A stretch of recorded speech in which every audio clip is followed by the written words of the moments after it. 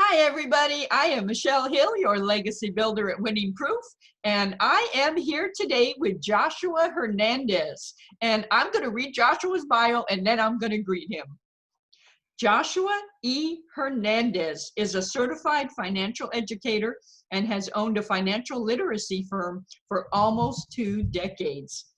Joshua has multiple licenses and credentials that allow him to support clients throughout the country with topics related to investment strategy, estate planning, insurance planning, and tax advantage retirement strategies.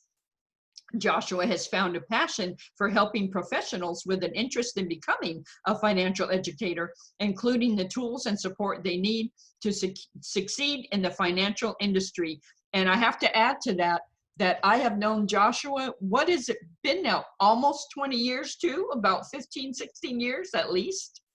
Yeah, it's been a while. I mean, we go back. It's so great to be here with you. And you probably met me as I was in the infancy of my financial education business. And so I guess you've seen me grow up in the business, and I've enjoyed seeing you grow in your business. You were getting started. We met at a networking group, just randomly networking, just like you're doing here. And that's seems to be a thing that you've been consistent with throughout, is making good quality friends and connections. And it's been awesome to still be here with you in Yeah, a still different way, right connected. online. Hmm. Yeah, so I'm so glad you're here today. I'm so glad we, got to connect, and we're just gonna let the conversation, kind of develop and everything. But I want to start out by asking and this is a little complicated question I'm going to start out with, but with every decade in a person's life, 20s, 30s, 40s, 50s, 60s, what do they need to be mindful of for in their financial picture? What do you need to be doing in your 20s that as opposed to your 60s? Yeah. Well, there's whenever I'm having conversations with someone about overall financial education, there's like 7 money milestones that I like to talk about. And no matter what age you're in, all of these milestones need to be accomplished in some capacity. And you're focused on one or two of those in the early part of your life, and a few others later on in your life. In your 20s, you're just understanding what money is and what credit is and what a savings account is, and then just how compound interest works, right? So you're understanding what a retirement account is if you're working for a new employer, or you're starting your own. And that's kind of the first phase, is just getting into a habit of saving a few dollars, just in case there's an emergency, having a few dollars saved in emergency, just in case there's one. And of course, you got to watch out for debt, because it's easy to get into debt. You think this little plastic card is this free money gift, which really ends up being something you got to pay back at some point through credit cards. But you've got people, young people have college debt they've got to pay for. So it's interesting that becomes almost as big as a mortgage nowadays. But as you head into your 30s and 40s, you're probably starting your family, and you're thinking about not just about you anymore. You're thinking about maybe a little one, or you're thinking about your spouse or your fiance. And so now you're thinking about someone else, and your finances go beyond you. You start to think about how your finances impact someone else. And that's kind of a different mindset change in your 30s, and you move into your 40s, and you think about maybe college savings plans for your kids, and having the right kind of income strategies, like proper insurances, just in case something happens. You want to make sure that the family's taken care of. So that's kind of the next level, is you're thinking about other people. And then as you head into your 50s and 60s, you're starting to think about, well, have I been doing enough? And if you haven't saved enough, now you're thinking about catching up. So that's another phase of your life, maybe catching up, or you're starting to think about protecting the money instead of growing it, and you're thinking about maybe estate planning and wills and trusts.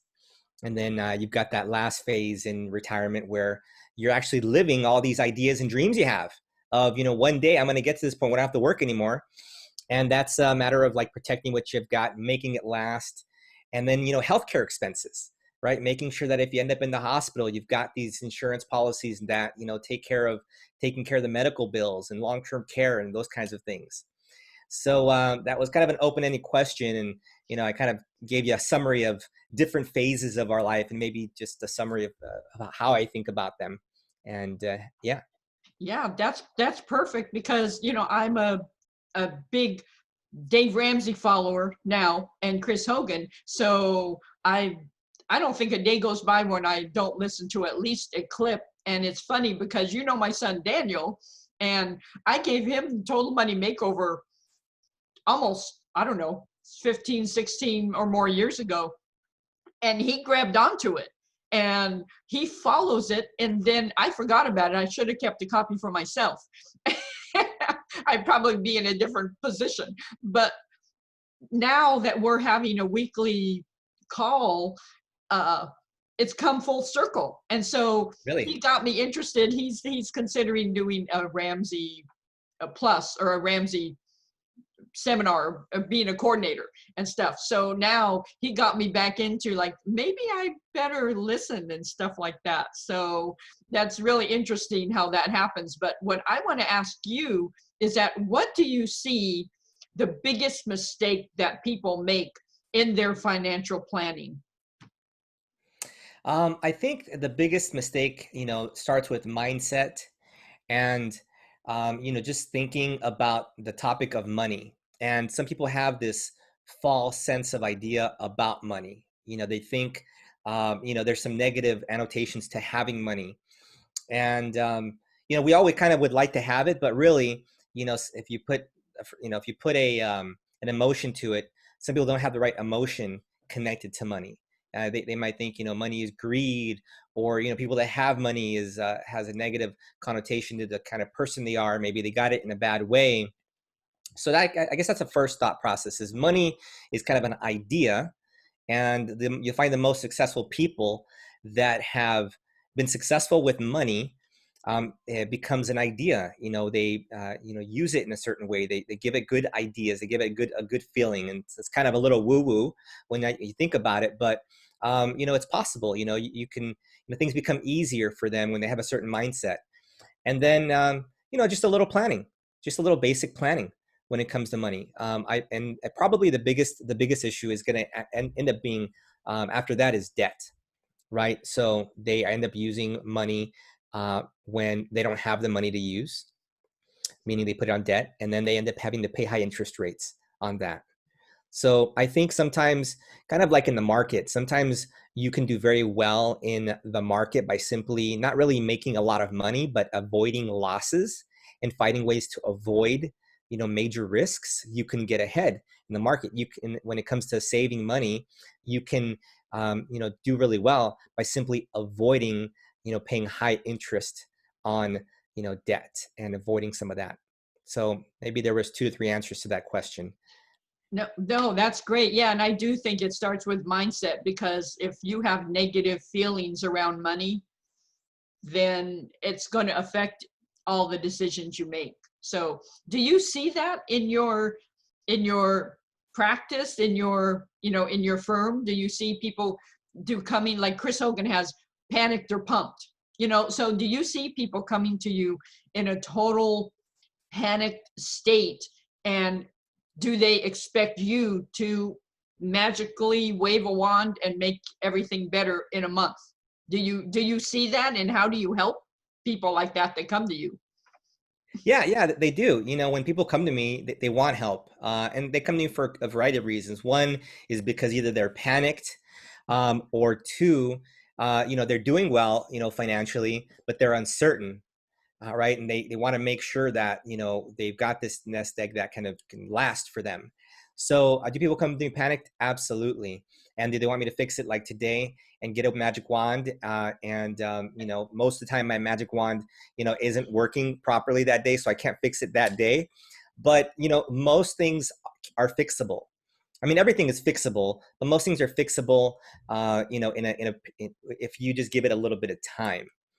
And all you need is someone that's disconnected from you, like, a counselor, a doctor. It's like going, if you're feeling bad, you go to a doctor, and, sometimes you have this pain somewhere and you're like, oh my goodness, I'm going to die. And like, I better go tonight to the emergency room.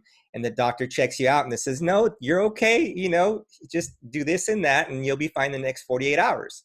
Right. So you just need another professional to kind of diagnose the situation and then put together a plan to get there. And then, just kind of follow that plan. Right. So it's possible to resolve these situations, whether it's not saving enough money or maybe too much debt. And so sometimes you got to operate. Sometimes it's not just a real simple thing. You got to operate, and that's there's different philosophies around that. But yeah, it's possible. Things are fixable. Okay, yeah, that's a wonderful. And I know when we first met, I believe we sat down and you did a financial picture for me, and that was really helpful. I might still have that in my filing cabinet under financial, but it was really, the roadmap was really, really crucial in helping you. You can't go anywhere unless you know where you are now. So you help people do that too. Like, here is your present situation, and this is where you need to go. And your present situation might not look so hot.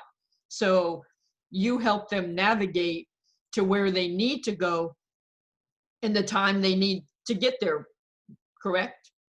That's what I do. That's what I do. And I at least put together the map.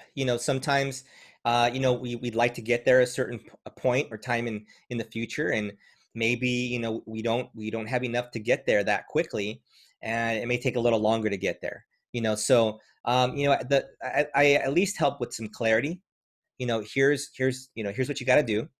Can you make these adjustments right now? And sometimes you can make these adjustments, and then sometimes the adjustments cannot be made, but at least someone knows the target. At least someone knows where they need to go. And whenever you go to workout routine, you can't go from zero to like 1,000 pounds. Sometimes you got to work your way there. And the same thing with our financial muscle. You got to start off sometimes small and work your way, and then you realize, okay, this is possible. Right, this is possible.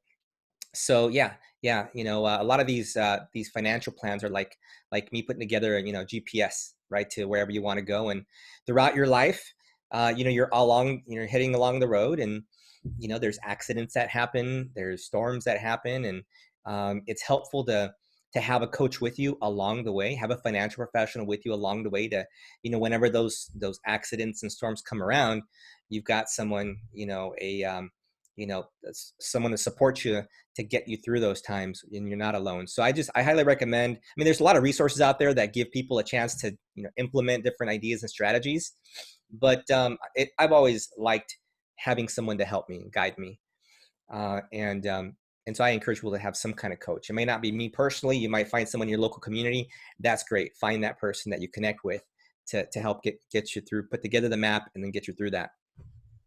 Yeah, for sure. And of all I know you deal with insurances as well, right? Preparing families, So if a family, a couple that's, together, comes to you and says, we don't have a lot of resources, and we know we should have disability, long-term health insurance, long-term care insurance, all that.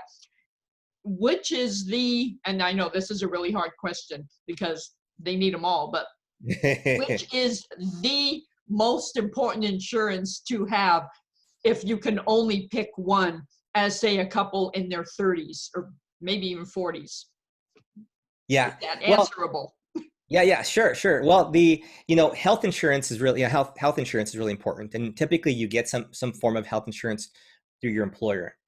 And so that's really helpful, because if you need to go to the emergency room today, it helps with doctor's bills, today, right? So one of the biggest reasons for bankruptcies these days is because of high health insurance costs, medical costs. That's a big one. So that's probably the primary. But there's some, so then the next step is, beyond being sick, is passing away. And so so life insurance becomes really important for, in case there's a death in the family. If one spouse is gone, that's let's face it, that's a source of income that's gone as well. and that hurts the family. So life insurance becomes important. A lot of life insurance policies nowadays come with what they call a chronic illness rider or long-term care rider, which essentially is like a long-term care insurance. So if you ever become, disabled or get some kind of chronic illness and you're not able to go to work anymore, you're permanently disabled, or you can't, do your regular job 100%, it actually pays out a cash benefit. So some life insurance policies are now hybrid and come together with like a long-term care type feature that kind of hits both areas. So that'd be the next thing, is to look for a life insurance policy that's affordable that also includes that additional feature. Whether you live or die, so to speak, you can still get some kind of benefit to pay the bills. Okay, yeah, that's wonderful to know, because people think that's not going to happen to me. And I'm sure you hear that all the time, but that's not going to happen to me. That's other people that have to deal with that. So I'm good. I don't need to pay monthly for all that stuff until something happens. Then it's, is it too late? I'm guessing it is. Is it too late to get that? And what's the potential loss if somebody does not have long-term care insurance, say? What's the potential damage from that if something happens? Yeah. Is it too late? First of all, if you come up with a chronic illness, so some of these are like diabetes, things like that. So you can still get and apply for and get qualified for some of these policies, but they become substantially more expensive once you actually have the problem. So it's always best, the younger you are, the healthier you are, the less expensive it is, right? Now, what if, and so, I think the statistics are 2 out of 3 individuals over the age of 60 end up needing some form of long-term care support. And the average need for long-term care is 3 to 5 years that someone needs. Once they qualify and they need that service, then they're receiving that service. They need that medical attention either at home or in a nursing care facility for about 3 to 5 years. The average cost during that period of time is about $250,000 during that 3 to 5 year period. Depending on where you live, it's between about $5,000 to $10,000 per month in cost. So that's going to have to come from somewhere if you want to have decent care. And, if you have a sizable retirement, you can certainly, what they call self-insure, pay for it yourself. But then let's say you pay for yourself, then you're not going to leave anything behind for the kids if that's important for you. So that's where the value of some of these long-term care policies come in, where, they're not going to cost you $250,000 to pay for the cost of long-term care insurance. It's a lot less than that. So, for a few dollars, you can get, a few more dollars of long-term care need. One last point I want to make about, thinking about this, especially for the young people that are, 30s and 40s, there's a good portion of people that end up needing long-term care type of insurance or care that are in their 30s and 40s. There's, youngsters out there, young professionals that are in their 30s that are getting diabetes, they're overweight, they're having some kind of chronic, illness. And so more and more, this is becoming needed for young professionals. So it's worth looking at, even if you're not about to retire. Yeah, for sure. And people can go to, you not only take care of their financial map, and strategy, but you can help them with those things as well. So you're almost like a one-stop shop when it comes to that, because you can help them across the board with all those areas. Correct. Yeah. A good retirement and financial plan includes, what it would take to get to a certain place if things work out great, but also includes a contingency plan. What if things don't work out great? And that's where the insurance policies come in. So yeah, I'm licensed to help in all of those areas. Mm-hmm.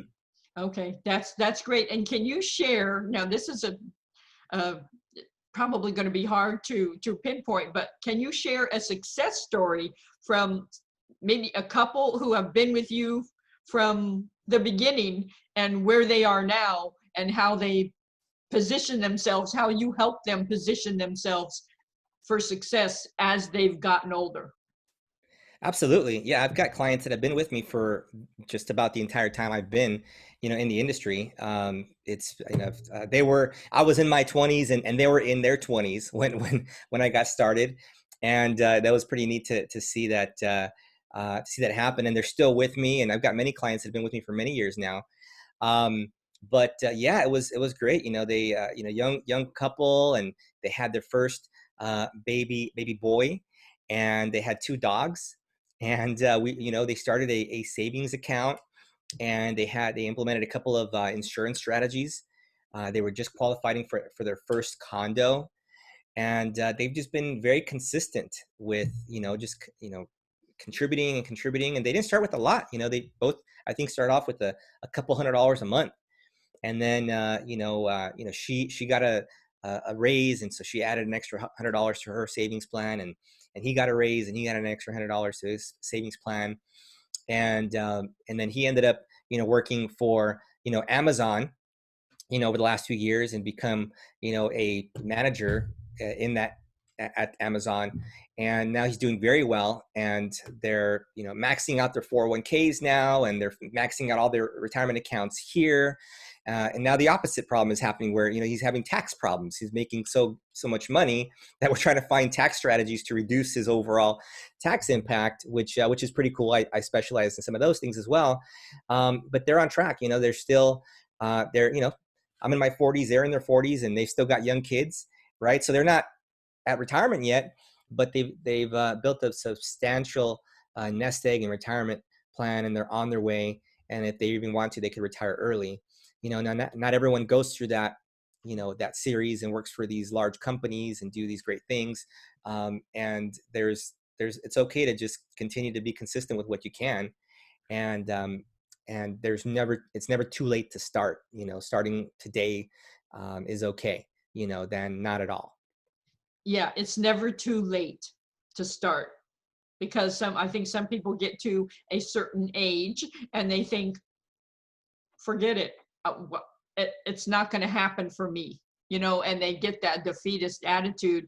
And so it's just like, why even bother? But it's never too late to position yourself for success, for financial success, for tax advantages, things like that. So to get to that point, though, you can't just rely on Google to help you plan your strategy. You have to have a professional on your side, wouldn't you say? I think so. I think so. I mean, there's enough smart people out there that they're really good. I mean, you can go to YouTube videos and watch YouTube, how to make a cake, and maybe after about 4 or 5 runs at it, you might get okay at making a cake. And the same thing may happen with finances. After a few runs at it, you might find that what mistakes you made.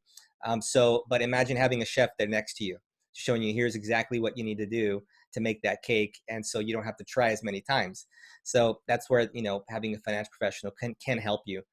Just implement quicker, decrease the learning curve, all that stuff.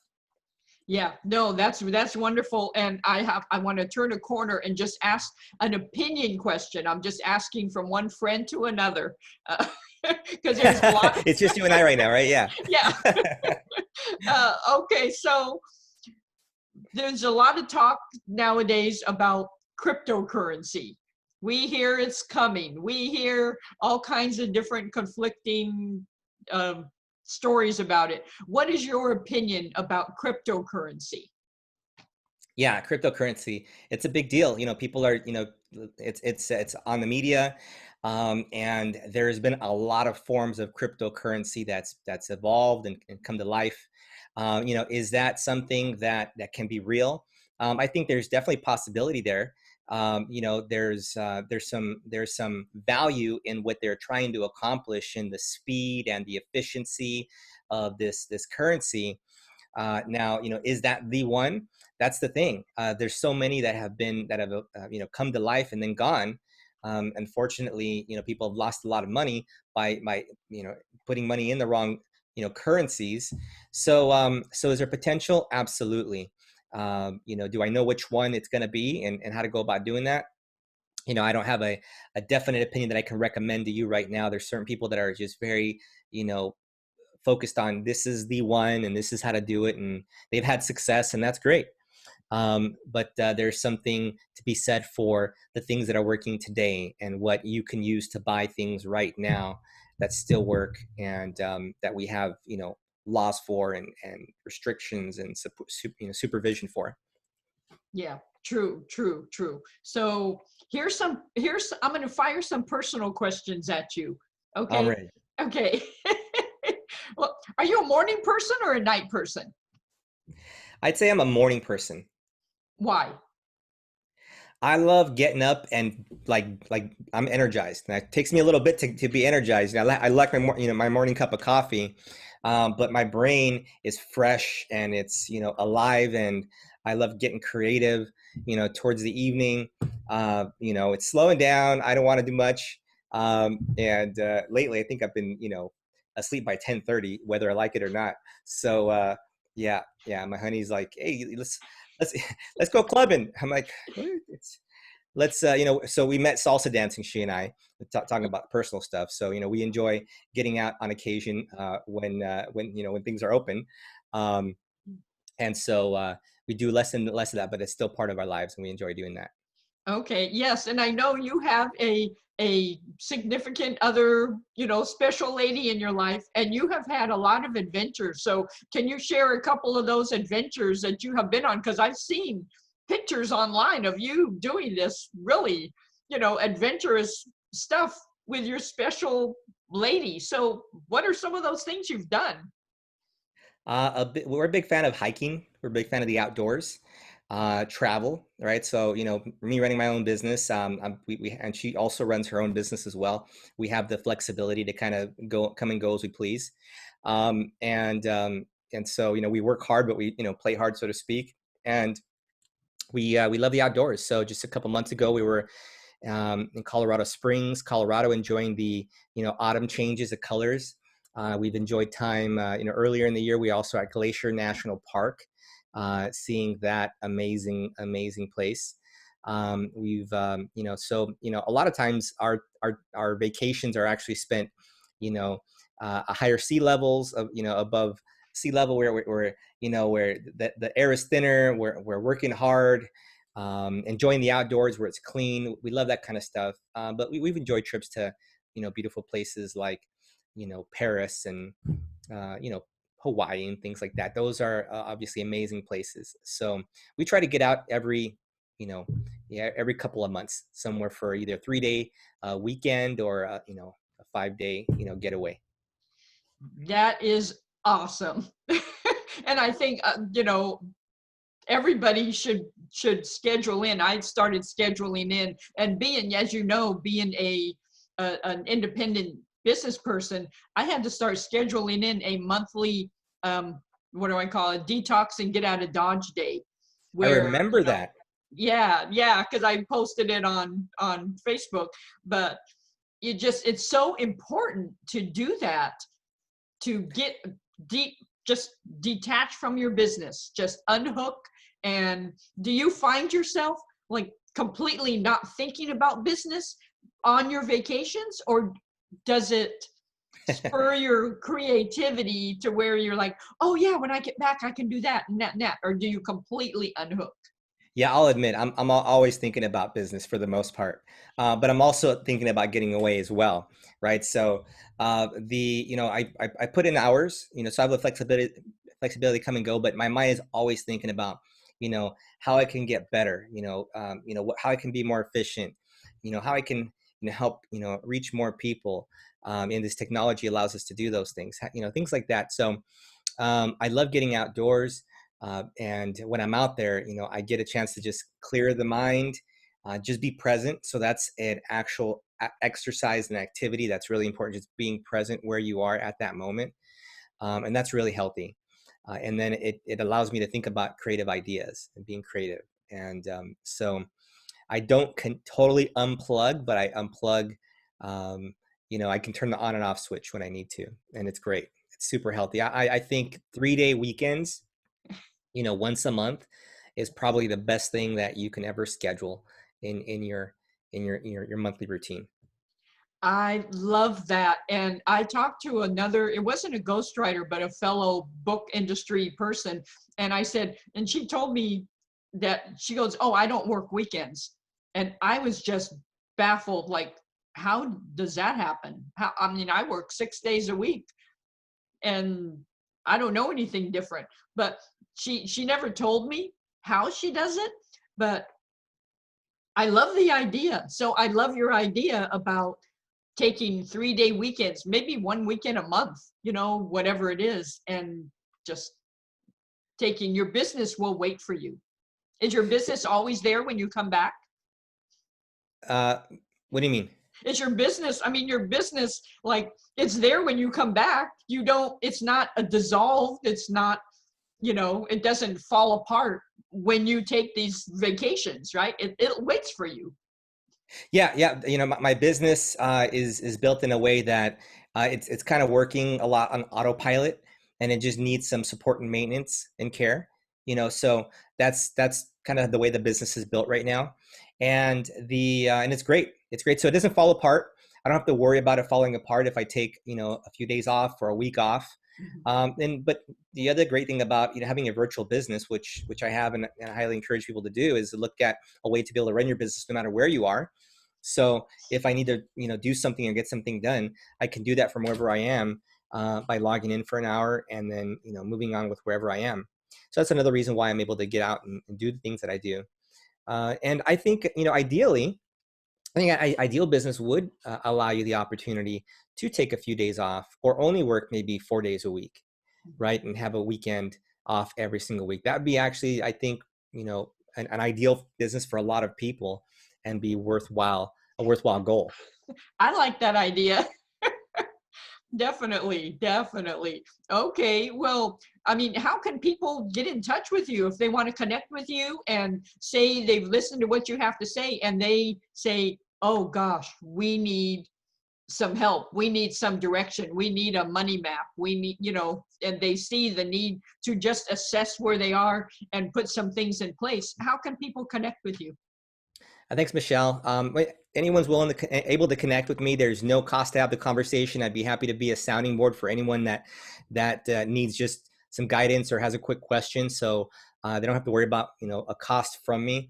Probably the easiest way to schedule time is to go to my website at www.timewithjosh.com. Timewithjosh.com. You can always check out my website as well to learn more about me at joshehernandez.com. And yeah, that'd be the easiest way to get a hold of me. I love that. And after almost 20 years of knowing you, I'm so thankful you were here with me today and took time to be my guest. I really appreciate that and appreciate you. Oh, Michelle, it's been a pleasure. This was a great excuse to get together and have a conversation with a good friend. So it was great spending some time with you. Miss you. Virtual hugs, okay? Yeah, absolutely. Yes, yes, absolutely. And I just want to tell everybody, if you want to get in touch with me, and you can find me at winningproof.com, or you can email me at winningproof@gmail.com, or you can even call me at 714-797-3731. That's 714-797-3731. I keep that Cali number because I'm a Cali girl at heart, but my heart is now in North Carolina. So I'll always keep that 714 number. So until next time, I really appreciate all of you just listening in, and have a great day until the next Winning Proof Unscripted. Have a great day.